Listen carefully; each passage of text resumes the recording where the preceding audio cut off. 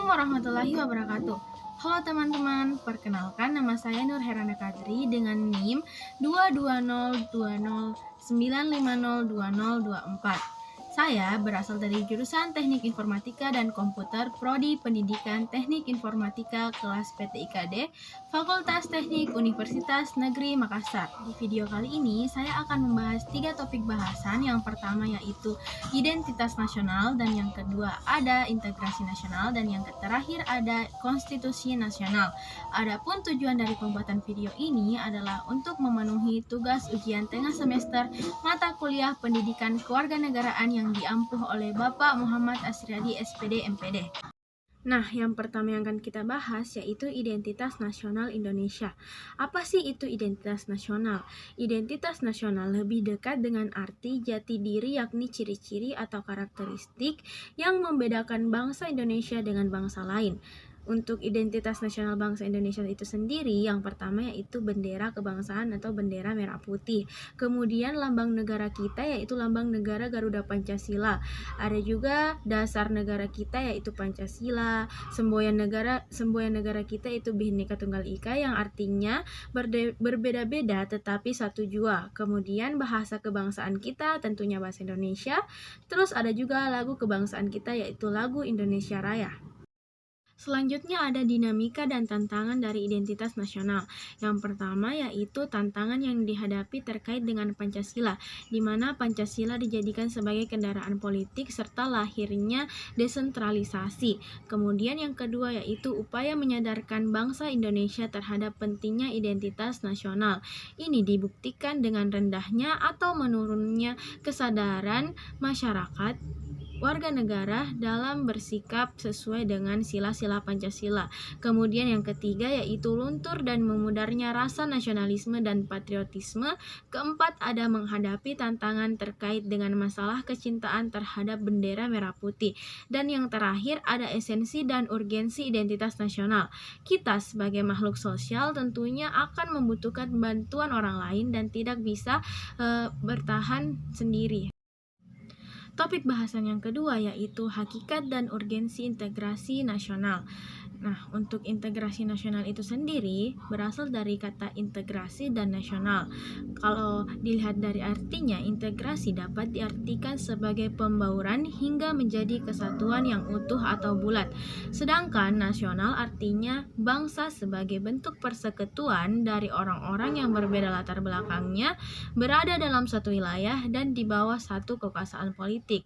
Nah, untuk jenis-jenis integrasi nasional itu sendiri, yang pertama ada integrasi politik, kemudian ada integrasi ekonomi, dan yang terakhir integrasi sosial budaya. Kemudian apabila kita melihat perkembangan sejarah integrasi di Indonesia, itu berawal dari model integrasi Imperium Majapahit, di mana model ini bersifat kerajaan. Kemudian lanjut oleh model integrasi kolonial.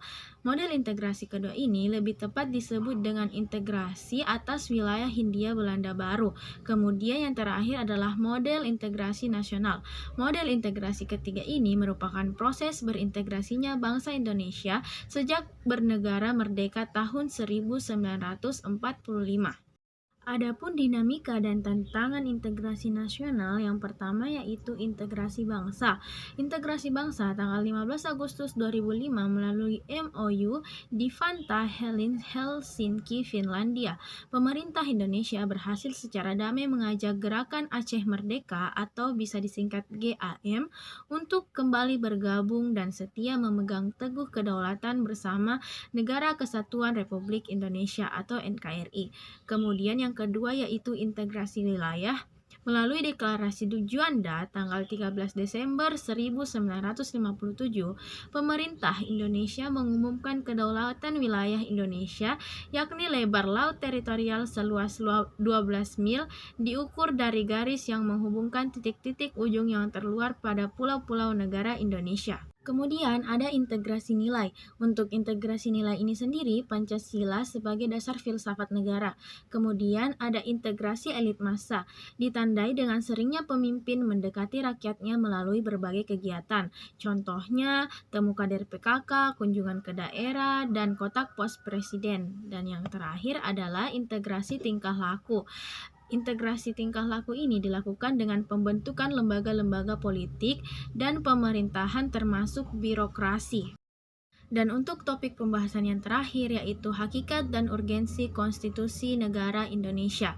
Apa sih itu konstitusi? Jadi konstitusi adalah seperangkat aturan atau hukum yang berisi ketentuan tentang bagaimana pemerintah diatur dan dijalankan. Nah, ada 4 fungsi konstitusi. Yang pertama yaitu membatasi kekuasaan penguasa agar dalam menjalankan kekuasaannya tidak sewenang-wenangnya terhadap rakyat.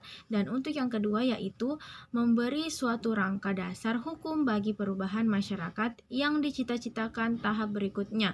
Untuk yang ketiga yaitu dijadikan sebagai landasan penyelenggaraan negara. Dan untuk yang keempat yaitu menjamin hak-hak asasi warga negara. Kemudian untuk dinamika dan tantangan konstitusi negara Indonesia, yang pertama yaitu Undang-Undang Dasar Negara Republik Indonesia tahun 1945 pada masa kemerdekaan. Kemudian lanjut pada Konstitusi Republik Indonesia Serikat pada tahun 1949.